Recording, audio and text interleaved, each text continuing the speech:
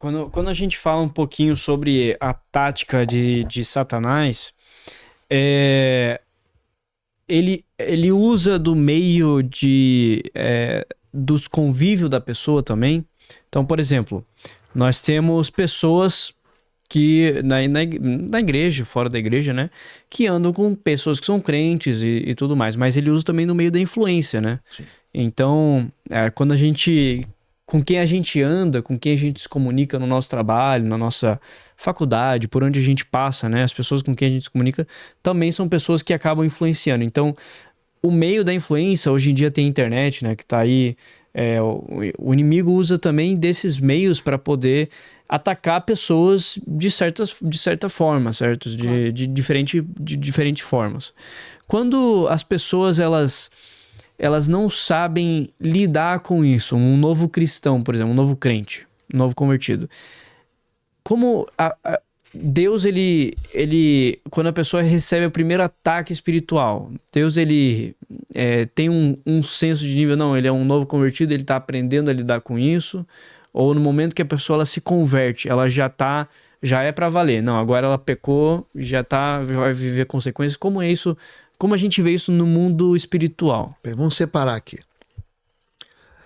Você está perguntando se Deus ele dá, assim, esse aqui é mais novo, vai ter um ataque menor, aquele isso, é mais exatamente. velho. Não é assim. Primeira coisa que você tem que entender cativeiro. Ou você entra porque você quer ou porque te jogam lá dentro.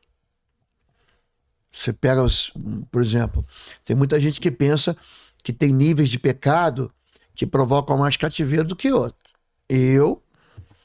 Às vezes a pessoa está endemoniada por causa de um orgulho, por causa de um ciúme besta. Endemoniado. Eu não estou dizendo que toda pessoa ciumenta está endemoniada, não. Porque tem que tomar cuidado, a pessoa faz um corte aqui. Eu estou dizendo que demônios, eles manifestam na vida de qualquer pessoa. A Bíblia fala de gente que trabalhava para endemoniado. Por exemplo, Davi. Ele estava sentado, ele estava ali na cúpula do rei, no capítulo 16, ele já está tocando pro rei ali. Ele não venceu nenhuma batalha ainda, só venceu batalha com o urso com o leão. Mas ele não venceu Golias ainda. Uhum. Pega lá, 1 Samuel 16, 23. Pode pegar lá. Primeiro livro de Samuel 16, 23. Saul estava endemoniado. Aí Davi tinha que tocar uma harpa pro demônio. Ó. O demônio odeia o louvor. Ele começou a tocar a harpa, o demônio ia embora e Saul aliviava. Tem gente que tá com gente endemoniada sentado na mesa. Judas estava endemoniado, capítulo 13 de João, está endemoniado. Ninguém percebeu, mas ele estava endemoniado. Você repara que ele é ganancioso. Pode reparar. Judas, é que o episódio do The Chosen, você fica olhando assim e fala, pô, não é possível que esse cara vai trair Jesus. Mas o demônio, ele pode entrar em qualquer pessoa. Agora, cativeiro, escravidão. Tem muita gente que, quando cresce, já vê que está no cativeiro. Por quê? Porque o pai dele colocou ele lá. Uhum. A mãe dele colocou. A mãe dele ordenou uma consagração. Pegou o bebê, consagrou, pegou... A mãe, o pai... Alguém entregou aquela pessoa, entregou a autoridade para cuidar. A entidade, o demônio, que só querem saber. O demônio não tem pena de ninguém. Nem de bebê, nem de... Eu escrevi um livro aqui, ó. Aqui, ó. O Alvo. Sobre libertação infantil. Aí a pessoa fala assim, não, o problema é que o demônio entra quando é bebê e fica até velho. Tem muita gente que chega no gabinete, eu já expliquei aqui. Manifesta o demônio, ô demônio, eu tô aqui porque a mãe dela me deu. Então ele tenta convencer você que está expulsando o demônio de que ele é legítimo. Eu te perguntei alguma coisa? Eu não te perguntei nada? Cala tua boca e sai dele. Quero saber quem mandou, se foi a mãe, se foi o avô, se foi o feiticeiro, se foi a bruxa. Não me importa, eu mandei sair. Uhum. Então quando a gente fala, tô com soluço. As pessoas normalmente, quando não sabem lidar com o meio, principalmente de libertação, ou não conhecem a autoridade, normalmente o primeiro curso que eles fazem, esse de autoridade sobre as trevas, não sabe a respeito disso, né? Em nome de Jesus. De mandar sair, Então é algo que... Não entende a questão da autoridade nominada, né? Isso. Em meu nome expulsarão demônio. Aí a pessoa fala, não, eu preciso de mais alguma coisa. Gente, o nome de Jesus é o suficiente para colocar qualquer legião de joelhos. É. A pessoa não entende isso. Mas é o que Jesus... Repara que os discípulos, eles não têm dificuldade de expulsar demônio. Já repararam isso? Aham. Existe algo chamado resistência espiritual? Existe. Mas você fala assim, não, ele pode resistir, mas o nome de Jesus é irresistível. O demônio tem que sair, ele vai lutar. Ele tenta se resistir, né? Uma coisa que me chama muita atenção é que, com o passar do tempo, o inimigo, por mais que ele use estratégias assim bem específicas, ele também vai tentando se adaptar à realidade de cada geração.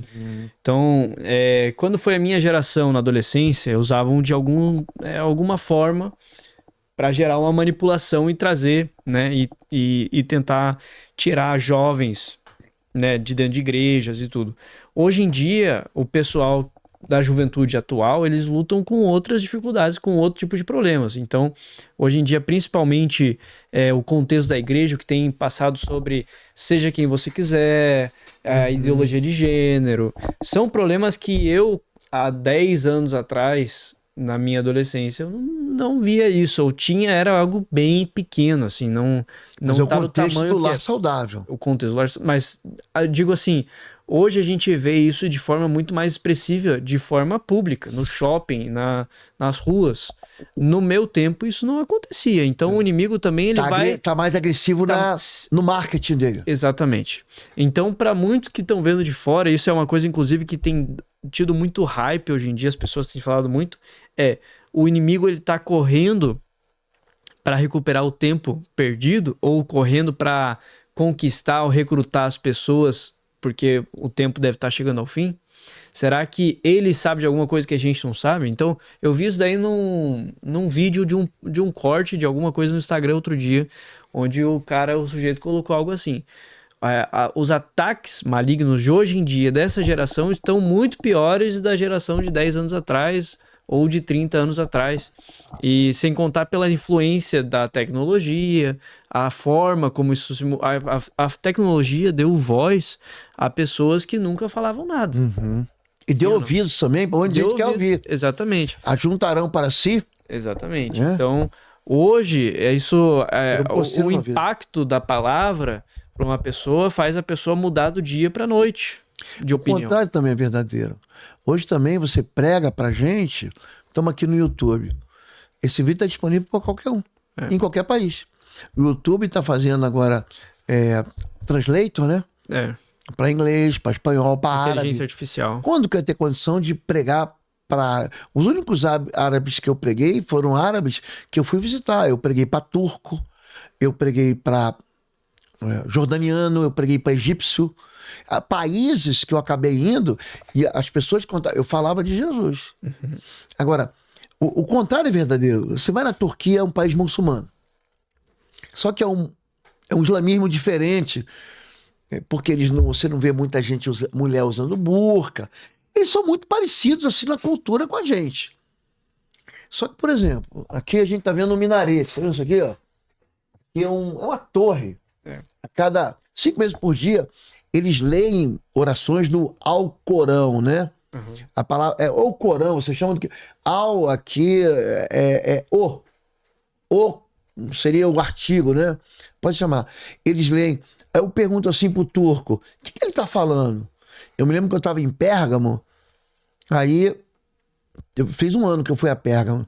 Eu subia e tem um grande. Uma espécie de um bondinho, mas é lindo. Pensa um lugar lindo. Aí nós subíamos, aí tava esse cara no minarete lá, um sacerdote do Islã, pregando lá para toda a comunidade. Eu perguntei para ele: o que ele tá falando? Ele falou: não sei. Eu falei: como assim?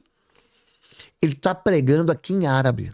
E a gente é turco, a gente não fala árabe, a gente fala turco. Então, uma das coisas que a reforma protestante fez, por exemplo, Lutero traduziu o Novo Testamento. O Novo Testamento, ele traduziu para uma língua que todo mundo conhecia. Porque ninguém entendia. O Novo Testamento, ele ficava guardado com o quê? Com com uma cúpula religiosa, era um segredo, era uma escuridão. É. Martinho Lutero foi, o que ele começou a fazer? Ele escreveu 95 teses, né? Ele começou a dizer, ele chegou num lugar na Alemanha lá, mandaram ele ler a Bíblia. Aí ele foi ler a Bíblia e falou, pô, tem um monte de coisa errada aqui. Ele começou a se irritar. Aí ele chegou na Alemanha, tinha um cara chamado Tetzel, tinha um papa lá, um leão, não sei das contas, leão X. Ele queria construir Roma. Aí ele falou assim, ó, é o seguinte, ele chegava na cidade, esse Tetzel falou assim, ó, é o seguinte, se você botar a moeda aqui, se você der uma oferta, na hora do tilintar da moeda, aí a alma, sabe aquela tua titia que tu gostava, aquela tua vovó que foi pro inferno? Na hora que essa moeda cair, a tua vovó sai do inferno e vai pro céu. Quer dizer, o cara tava pior do que esses pastores aí que estão vendendo terreno no céu. É verdade. Só que aí o negócio piorou. O nome disso era indulgência. Então você comprava. Puxa vida, eu acho que o meu parente foi pro inferno. Aí ele ia lá, ó, tô pagando uma moeda pra esse meu parente, pelo meu avô, meu tio, meu pai. Ele ia lá e pum. É. Quando a moeda batia e fazia um barulho, pim, aí isso era uma indulgência que era vendida. Aí inventaram um tal de indulgência plenária. Sabe o que é indulgência plenária? Você pagava pelos teus pecados que você fez e os pecados que você vai fazer. Então o cara pegava uma grana lá, botava, dizia que aonde passava a história, onde esse negócio passava, os crimes aumentavam. Por quê? Aí os pecados aumentavam. Que é o cara fala assim, eu já paguei pelo meu pecado que eu fiz e o pecado que eu vou fazer. Futuro, é. Cara, aí Martinho Lutero ficou louco. É. Aí ele expulsou o cara, ele começou a ir para debates.